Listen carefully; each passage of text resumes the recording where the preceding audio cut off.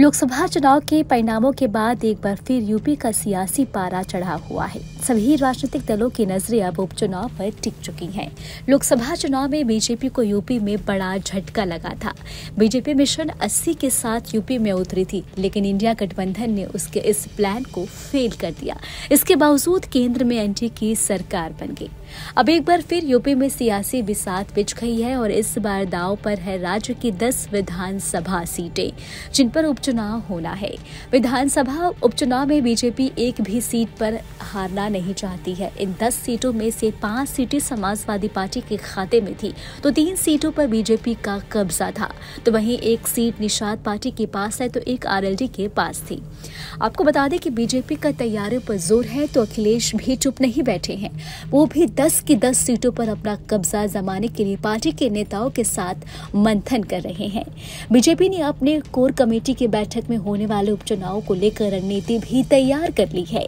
आपको बता दें कि पार्टी प्रदेश के सभी सीटों पर अपना कब्जा जमाने की कोशिश में है, क्योंकि उपचुनाव बीजेपी के लिए एक नाक का सवाल बन चुका है।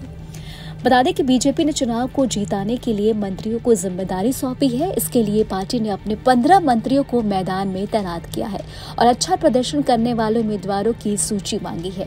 साल 2022 में हुए विधानसभा चुनाव में जितना अच्छा प्रदर्शन बीजेपी का रहा था, उससे कई ज्यादा खराब प्रदर्शन पार्टी ने हाल ही में हुए लोकसभा चुनाव में किया। अगर बीजेपी उपचुनावों में बेहतर प्रदर्शन नहीं करती है, तो ऐसे में बीजेपी के लिए राज्य में मुश्किलें खड़ी हो सकती हैं। आपको बता दें कि यूपी में जिन सीटों पर चुनाव होने हैं, उनमें करहल, मीरापुर, कुंदरकी, खैर, फलपुर, मिल्कीपुर, कटहरी, मंझवा, गाजियाबाद, सीमा मऊ शामिल है और अब इन सीटों पर पक्ष विपक्ष की नजरें हैं। हर कोई एक बार फिर से जनता को लुभाने की कोशिश में जुटा हुआ है। भले ही बीजेपी ने प्रदेश और केंद्र में काबिज है, लेकिन इस बात से भी पार्टी इनकार नहीं कर सकती कि लोकसभा चुनाव में विपक्षी गठबंधन ने कड़ा मुकाबला किया है और उनके 400 पार वाले टारगेट को 300 तक भी नहीं पहुंचने दिया। और अब पार्टी 10 सीटों पर होने वाले उपचुनाव में भी विपक्ष के प्लान को हल्के में नहीं ले रही, बल्कि बीजेपी के आलाकमान से लेकर सीएम योगी तक खुद को उपचुनाव के लिए झोंक चुके हैं। तो वही सीएम योगी की टेंशन भी बढ़ी हुई है।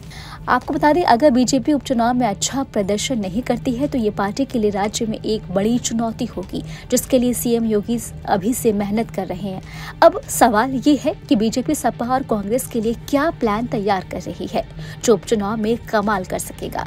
लेकिन सपा अध्यक्ष अखिलेश यादव अपने फुल फॉर्म में है, तो वो उपचुनाव में भी बीजेपी को पछाड़ने का दावा कर चुके हैं। हालांकि जनता के मूड को समझने के लिए कुछ दिनों का इंतजार करना जरूरी है। आपको हमारा वीडियो कैसा लगा, हमें कमेंट बॉक्स में आप जरूर बताएं। देश दुनिया की तमाम और उत्तराखंड के छोटी बड़ी खबरों के लिए न्यूज़ स्टेट को सब्सक्राइब करना बिल्कुल भी ना भूलें।